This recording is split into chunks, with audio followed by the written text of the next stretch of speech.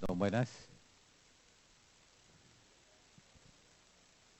Vamos a continuar en este momento con la última parte del simposio. Viene la doctora Ángela Chávez. Vamos a comenzar. Estas charlas son un poco más cortas, de aproximadamente 20-30 minutos, y después pasamos al panel de preguntas.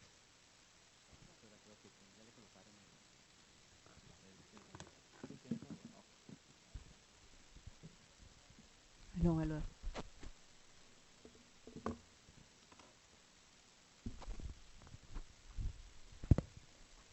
Bueno, en primer lugar quiero agradecer a la Asociación Colombiana de Farmacología porque se abran estos espacios que realmente son muy importantes para los pacientes. Y lo que estamos viendo es que los pacientes deben ganar esos espacios cada día más porque realmente un sistema de salud que no tenga como centro a los pacientes pues no sería un sistema de salud eficiente, no sería un sistema de salud inclusivo, no sería un sistema de salud que pudiera realmente brindar soluciones mientras no tenga a los pacientes de por medio.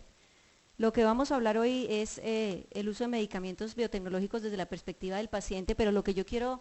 tener en cuenta y que ustedes también tengan en cuenta es que la visión del paciente o la perspectiva del paciente es una visión más holística del problema. Y es más holística en términos del acceso a la salud. ¿Cómo puedo yo acceder no solamente a un medicamento biotecnológico, sino en general y de manera integral a la salud? Entonces, lógicamente nosotros en nuestro esquema tenemos de por medio o en la mitad al paciente y así debería ser, creo que en cualquier esquema de sistema de salud, el paciente debería estar en medio, no siempre sucede así. Y normalmente más bien la generalidad es que no sucede así. Y alrededor del paciente tenemos algunos factores o algunos actores que tienen que ver con el tema de esa injerencia en su salud y cómo él va a poder acceder a ese sistema. Entonces tenemos en primer lugar el ejercicio médico, lo encontramos ahí. Tenemos además el tema del derecho a la salud, el tema de gobierno, el tema de investigación, farmacovigilancia, el tema de los administradores de servicios y recursos y lógicamente todo eso está relacionado con el tema de los medicamentos biotecnológicos. En primer lugar quiero presentar la visión desde el punto de vista del paciente y es que el paciente lo que quiere es acceso. Si nosotros miramos la legislación colombiana se dice que se garantiza a todas las personas el acceso a los servicios de promoción, protección y recuperación de la salud. Estamos hablando que el acceso a la salud en todos los niveles, prevención, tratamiento y lógicamente rehabilitación, pero no solamente eso, sino también el acceso a una vida digna, el acceso a la educación, el acceso, digamos, desde el punto de vista social. Y también que en aquellos momentos en que no se alcanza el mejor nivel de salud o no se recupere la salud, se pueda mantener una calidad de vida o mejorar la calidad de vida del paciente. En Colombia, la reforma colombiana al sistema de salud introdujo la implementación de un sistema de aseguramiento, la creación también de un mecanismo de mediación financiera entre asegurados y los proveedores de los servicios que introdujo en el sector de la salud a empresas aseguradoras del sector financiero. Tenemos el establecimiento de un sistema de subsidio parcial para las personas con capacidad de pago y la aplicación de un plan básico de salud o de beneficios en el que los pacientes debían, digamos, o a los que los pacientes deben sujetarse para cubrir sus necesidades tanto contempladas como no contempladas en el plan. Y entonces el paciente pues tiene la necesidad de mirar cómo acceder al sistema de salud bajo esas condiciones establecidas por el gobierno y bajo esas condiciones establecidas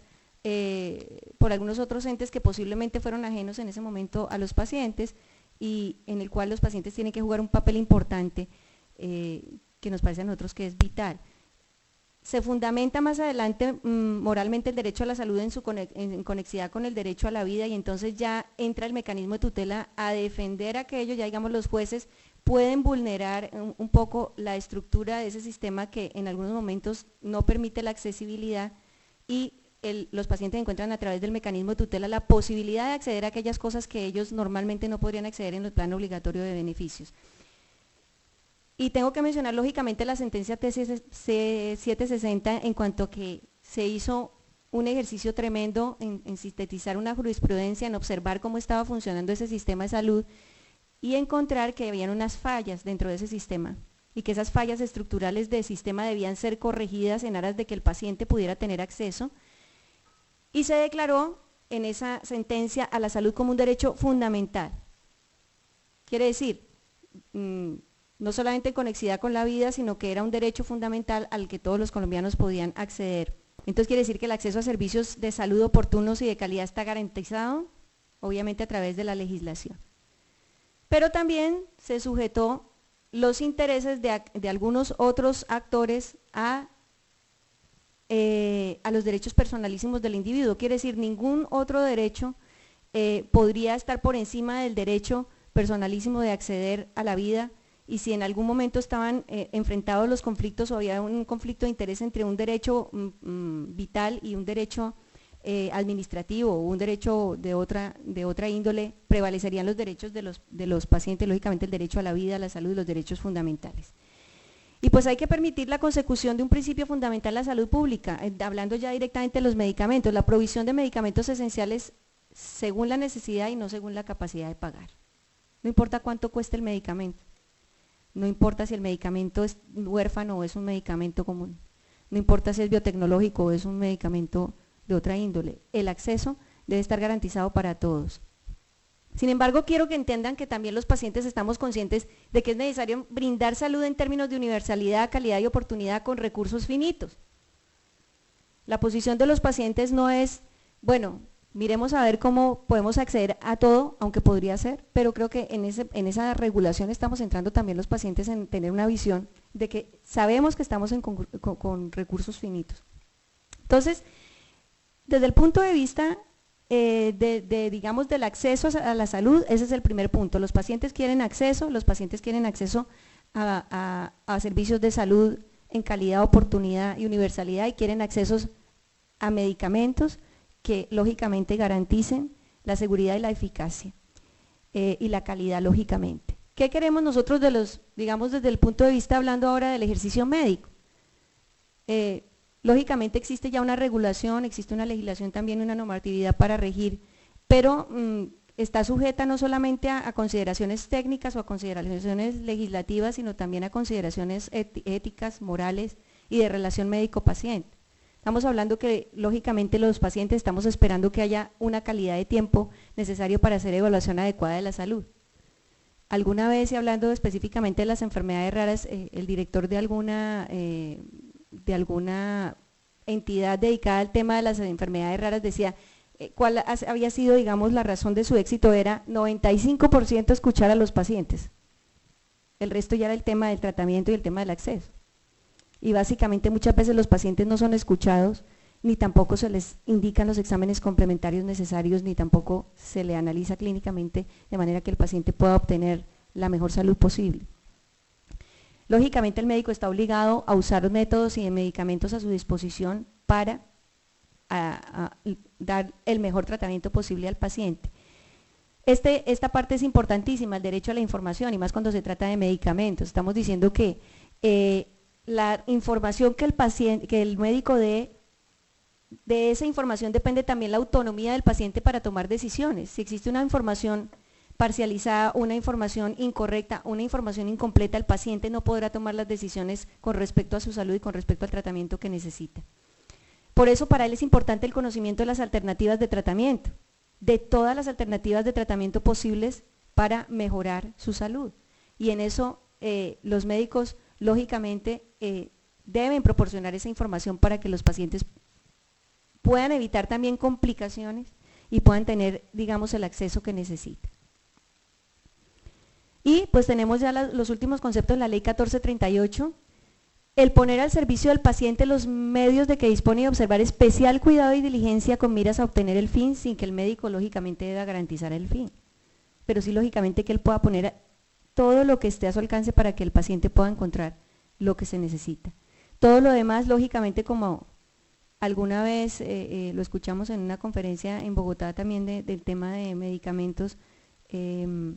es que básicamente pues la autorregulación, el tema de la ética, el uso inadecuado de tecnologías, las actitudes profesionales y las actividades y la conducta pues no deberían estar nuevamente reglamentados dentro de una ley porque ya existe suficiente reglamentación y tal vez alguna preocupación hubo de los médicos por su parte en cuanto al tema de autonomía, pero sí es importante recordar que los pacientes estamos esperando que los médicos puedan estar sujetos más a la ética y lógicamente a su relación médico-paciente y a lo que el paciente necesita, más que a los intereses que puedan estar teniendo algunas u otras entidades en el tema de dar salud. Desde el punto de vista de los administradores de servicios y recursos, ¿qué pensamos los pacientes? Básicamente de EPS y IPS, y básicamente yo creo que van a tener que trabajar mucho en el tema de reconstrucción de confianza, porque si nosotros observamos el entorno y los recientes escándalos acerca de lo que ha sucedido con las EPS, pues, y hablando específicamente del tema de medicamentos, pues nos estamos dando cuenta que la intermediación aumenta los costos de los medicamentos y no da un valor agregado. Eso los pacientes nos estamos dando cuenta que es así. Luego, sabemos que las tomas de decisiones de compra dentro de las entidades prestadoras de salud están sujetas, o dentro de las IPS están sujetas a temas de costos, no de farmacoeconomía, sino de costos directamente de cuánto me cuesta a mí comprar, y no de acuerdo a la calidad, seguridad y eficacia del medicamento. Y pues ni hablar del tema de los escándalos de cobrar más de una vez el mismo fármaco, fantasmas que toman medicamentos. Si miramos un vistazo a los 4 medicamentos más recobrados, se evidencia que se pagaron medicamentos hasta por 400 veces los valores promedio del mercado, y luego que se recobraron medicamentos que debían haberse pagados por la unidad, la unidad por capitación, se vinieron recobrando por el FOSIGA. Entonces, si nosotros nos ponemos a preguntar, nos preguntamos ¿tendremos que también trabajar ese tema inicialmente? Porque tal vez muchas consideraciones en cuanto al costo de los medicamentos se pierde si nosotros estamos viendo que el dinero también se está yendo por otras, o sea, se está gastando de manera irracional, no solamente desde el punto de vista de que el medicamento es caro, sino que además se recobra mucho más caro, o se recobra varias veces, o se recobra por pacientes que no han recibido el servicio, y eso hay que tenerlo a consideración también. También tenemos dentro de los intermediadores el tema de que no hay criterios técnicos y capacidad para definir seguridad y eficacia de los medicamentos. Entonces, aún así quiera comprar el mejor medicamento, tampoco tengo los criterios para definir cuál es el mejor. Y este riesgo se corre mayor de manera más grande los biotecnológicos al no haber criterios de vigilancia postventa tampoco. Ustedes saben, se lo ha mencionado muchas veces, que no solamente por sus características, sino también por el tema de su producción, los medicamentos biotecnológicos deben tener regulaciones más específicas y controles más específicos para garantizar la calidad del producto. También nos damos cuenta como pacientes que la posición reticente de las EPS, de las ARS, a brindar los medicamentos que deben brindar encarece el sistema, porque lógicamente hay que entrar a través de una tutela a recobrar, o de los comités técnicos científicos, y cuánto es el costo social de eso, no lo hemos medido. No sabemos cuánto puede llegar a valer una familia que puede estar trabajando un proceso burocrático y la pérdida de tiempo y dinero. Al final, el problema es que se traigan consecuencias riesgosas para la salud, que finalmente van a incrementar los costos del tratamiento y la carga social. Para nosotros los pacientes, indudablemente los medicamentos biotecnológicos han traído un beneficio tremendo. 250 millones de pacientes a nivel mundial se han beneficiado del descubrimiento de más de 250 medicamentos biotecnológicos. Si no existiera la innovación, si no existiera esa inversión en innovación, pues no tendríamos en este momento 630 o más terapias biotecnológicas y estudios clínicos para el tratamiento de muchos más pacientes. Lógicamente nosotros reconocemos las características de esos medicamentos y sabemos que por su estructura química, por la manera en que son producidos, por ser de carácter biológico, lógicamente varían sus comportamientos, y lógicamente también la regulación que se aplica a esos medicamentos no puede ser igual a la regulación que se aplica para otros medicamentos de otro origen. Y sabemos que existen entidades regulatorias como la EMA y también las recomendaciones de la Organización Mundial de la Salud, y lógicamente agencias reguladoras nacionales como el INVIMA que podrían adaptar esas recomendaciones o esa legislación o esos documentos técnicos para realizar el mismo trabajo aquí. Y entrar de pronto en el dilema que ya hemos visto entre los biotecnológicos y los biosimilares, pues no es tanto tarea de los pacientes como decidir por ellos mismos que ellos quieren o que nosotros queremos, que se nos dé el acceso al mejor medicamento posible para curar o para mejorar la condición de salud. Y en ese caso, la regulación que haya que hacer debe asegurar que efectivamente esos medicamentos que se van a trasladar al paciente van a ser efectivamente de calidad, con seguridad y con eficacia. Y lógicamente aquí en Colombia, como en otros países donde se ha introducido la biotecnología, pues se ha generado un debate importante en torno a ese tema y a otros temas sociales, los cuales pienso que estamos en el momento justo para hacer con mucho cuidado y sensibilidad el trabajo. Y también sabemos que el grado de contribución y los beneficios que podamos obtener de la biotecnología dependerá en gran manera de la creación y adopción de normativas basadas en evidencia científica, que se apliquen para regular la actividad, para proteger la salud de los ciudadanos, así como el desarrollo de las políticas públicas. O sea, lo que nosotros pensamos como pacientes es que no hay necesidad tampoco de inventar la rueda. Si ya de alguna manera se han hecho esfuerzos por llegar a esas regulaciones, adoptémoslas y adaptémoslas al contexto colombiano para que logremos hacer de una manera mucho más técnica y de una manera mucho más sabia el abordaje del problema. Lógicamente a nosotros como pacientes nos preocupa la fragilidad del sistema de seguridad social en salud y esperamos que pueda lograrse soluciones consensuadas y que haya realmente una rectoría eficaz y una acción fuerte de inspección, control y vigilancia para que podamos lograr que realmente haya un sistema de salud que pueda permitirnos el acceso. ¿Qué esperamos o qué es lo que está sucediendo en temas de regulación? La regulación de estos tipos de biotecnológicos, y ya lo hemos visto, pues está en un proceso en el país. Sabemos también, como lo decía la doctora Cajigas, que se tiene menos de un año para regular ese proceso. Lógicamente el precio elevado, como lo decía la doctora viceministra, también es una consideración que hay que tener en cuenta y que debe entrar dentro de las discusiones. Y también se debe trabajar un tema fuerte que es la desregulación de los precios de los medicamentos, lo que lógicamente ha producido efectos negativos en la viabilidad financiera del sistema. Alguna vez discutíamos si se iba a indilgar a los pacientes el tema de la viabilidad financiera del sistema, pero realmente no son los pacientes los culpables de si hay viabilidad financiera o no. Sabemos que se están incrementando los gastos en salud en todas partes en el mundo, pero ese es un reto que tenemos que enfrentar todos en cuanto a que a todos se les puede brindar con recursos limitados lo que se alcance a brindar dentro de la legislación y los derechos que pueda haber para cada uno.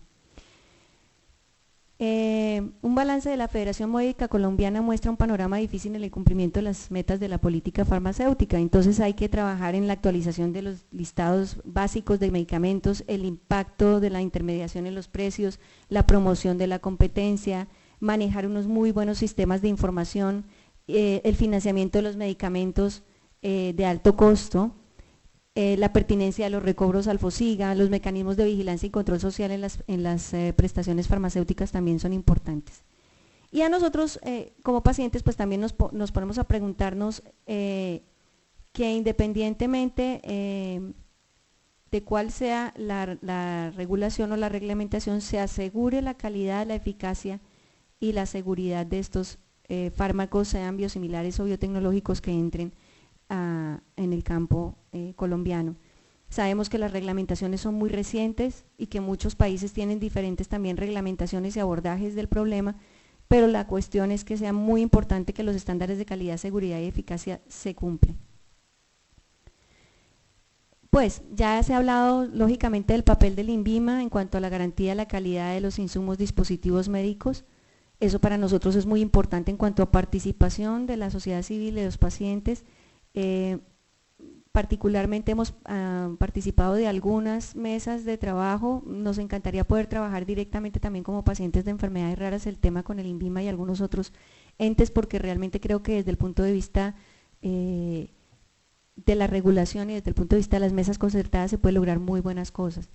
Y tenemos que tener en cuenta, como se ha mencionado ya varias veces, el tema de la farmacovigilancia, o sea, no existe una información disponible sobre efectos adversos, seguridad y eficacia. Hay que establecer un fuerte sistema de farmacovigilancia, hay que obligar a las EPS y a las entidades a reportar y con esa información fiable tomar decisiones que favorezcan a la población. El tema de investigación, pues lógicamente también para nosotros es muy importante. Hay que trabajar el tema del incremento de la investigación y participación de los pacientes, lógicamente con la entrada de estos digamos, tanto de los medicamentos biotecnológicos como biosimilares, se van a tener que hacer estudios e investigaciones sobre pacientes. Lo que pedimos nosotros es que esas investigaciones y estudios estén muy bien vigilados en términos de cumplir estándares y requisitos de los estudios clínicos, que los sistemas de información permitan acceder a los resultados de esas evaluaciones que se hayan hecho en términos de saber resultados adversos o resultados positivos de esas investigaciones, y incentivar lógicamente la investigación de las alternativas terapéuticas en enfermedades que todavía no han sido abordadas desde ningún punto de vista. Otro factor importante para nosotros, la creación del Instituto de Evaluación Tecnológica en Salud. La evaluación de tecnologías de salud debe ser ya un trabajo técnico que se debe realizar para que se puedan tomar buenas decisiones por los organismos del Estado en cuanto a la inclusión de esas tecnologías en los planes obligatorios o en las canastas de salud, y lógicamente que ese criterio técnico se trabaje muy bien.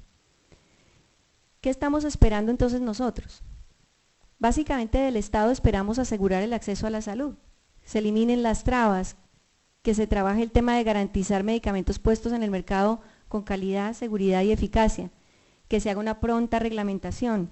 tanto del tema de los biotecnológicos como en algunos otros temas importantes para los pacientes, la adopción de estándares y la reglamentación internacional, control y vigilancia eficientes del sistema, sistemas de información fiables que nos puedan ayudar también a tomar decisiones que sean realmente de impacto y que sean realmente que llenen las necesidades de los pacientes. Creación pronta del Instituto de Evaluación de Tecnologías de la Salud, que sea un ente técnico absolutamente independiente que brinde información de calidad para que, por ejemplo, la Comisión Reguladora de Salud pueda tomar las decisiones acertadas en la inclusión de eso o no en los planes obligatorios. La actualización y, lógicamente, la unificación del plan de beneficios. En cuanto al quehacer médico, pues lógicamente queremos información adecuada, pertinente, completa, alternativas de tratamiento al alcance del paciente siempre, que el paciente pueda tener la información necesaria para poder tener la autonomía y tomar decisión sobre su salud y lo que más le conviene, y también el tema de romper paradigmas en cuanto al paradigma social de que puede tener el médico todo el conocimiento, la información para tomar la decisión en salud con el paciente. Muchas veces el paciente puede tener un conocimiento propio acerca de su patología y aportar una cantidad de conocimiento que puede construirse de manera consensuada y que puede ayudar a mejorar la calidad de vida del paciente. Lógicamente la actuación ética está de sobra mencionarla. En cuanto a los prestadores y administradores de salud, pues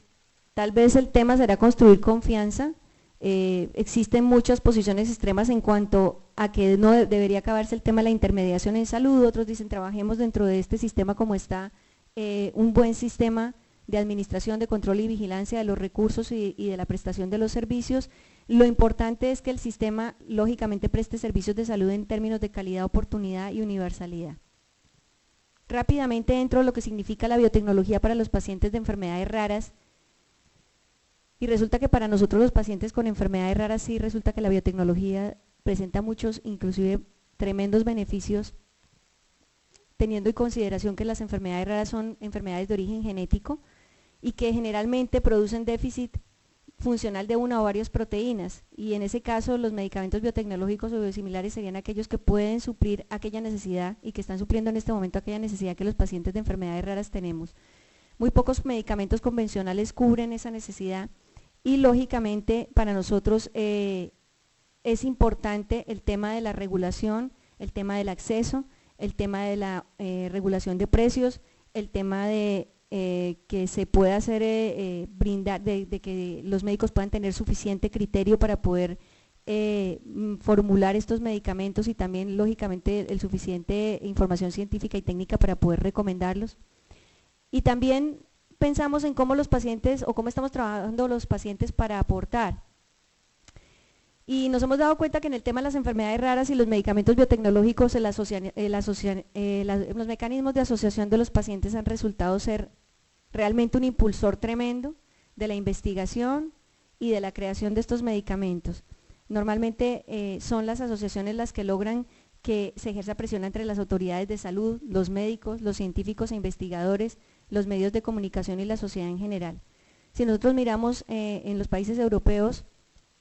existe la participación de los pacientes en todos los procesos que tienen que ver con el desarrollo de su salud. Quiere decir, están trabajando a nivel gubernamental con las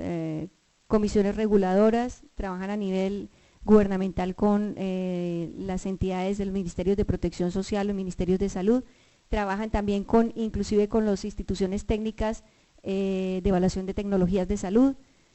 desde el principio del proceso. Y lo que pretendemos en Colombia es que sea así, que realmente haya un proceso de participación real y efectiva, no solamente que se abran espacios donde los pacientes puedan comentar sus inquietudes, pero que ahí se quede, sino que realmente esas recomendaciones de los pacientes se tomen en serio, se tomen como objetivos de trabajo. ¿Cómo hacemos nuestro trabajo desde la federación? Existen los pacientes de enfermedades raras, calculamos que puedan ser más o menos 3.800.000 colombianos que puedan estar sufriendo entre 5.000 a 8.000 patologías raras. Esos pacientes necesitan un proceso de representación, existen varias asociaciones que están trabajando el tema desde el punto de vista tanto médico como social, digamos que prestan orientación y asesoría, que están trabajando el tema de la orientación legal, psicológica y del curso clínico de la enfermedad, desde el punto de vista de orientación en cuanto al manejo de la patología, lógicamente, siempre bajo los criterios médicos. Y hemos recientemente creado una federación de enfermedades raras que asocia, que agremia a todas aquellas fundaciones, asociaciones dedicadas al tema en Colombia, como un proceso de representación, con un proceso de un trabajo continuado, de un trabajo específico, para lograr espacios donde se pueda empezar a introducir dentro de la agenda nacional y de construcción de país las enfermedades raras como parte de la agenda. Trabajamos específicamente sobre 3 modelos que son el modelo de caracterización de las enfermedades raras en Colombia. Bajo ese criterio de ese modelo de caracterización empezaremos a tratar un modelo de abordaje. Lógicamente esto no lo estamos haciendo solos, estamos comenzando a trabajar con algunas otras entidades científicas, sociales y lógicamente queremos empezar a trabajar con el gobierno nacional y con las entidades reguladoras en el tema. Ese modelo de abordaje interdisciplinario y ese modelo de abordaje integral del paciente con enfermedad rara y lógicamente atado a esto un modelo financiero que permita el cubrimiento y el abordaje de estas enfermedades sin que vaya eso en detrimento, lógicamente, del dinero que está destinado para el cubrimiento de la salud de todos los colombianos. Básicamente trabajamos la defensa de los derechos de los pacientes, el fomento del estudio, la investigación, conocimiento social, médico y científico de las enfermedades raras, el fomento de la participación de los afectados, el fomento de la implicación tanto de los profesionales relacionados como de las instituciones que puedan llegar a tener injerencia en el tema de las enfermedades raras y lógicamente un objetivo claro es prevenir la morbilidad significativa o evitar la mortalidad prematura, mejorando la calidad de vida o el potencial socioeconómico de las personas afectadas. Queremos lugares de participación. Desde el punto de vista de las asociaciones de pacientes tenemos un fondo de conocimiento tremendo, tanto para las entidades gubernamentales, entidades reguladoras, entidades científicas, otros entes que quieran trabajar con nosotros y podemos aportar tremendamente desde el punto de vista del abordaje de estas patologías de una manera integral, de una manera racional, de una manera respetuosa de los recursos. Lo único que esperamos es que ese modelo inicial que vimos en el que el paciente es el centro y de pronto tenemos satélites alrededor se convierta en esto, y es que podamos trabajar de manera coordinada, eficaz, armónica, gobierno, industria, pacientes, científicos, médicos, en el tema de acceso a la salud y lógicamente desde el punto de vista de los biotecnológicos, que se nos incluya en todo el tema de discusión y que podamos obtener realmente medicamentos con seguridad, eficacia y calidad, que es lo que estamos esperando. Muchísimas gracias.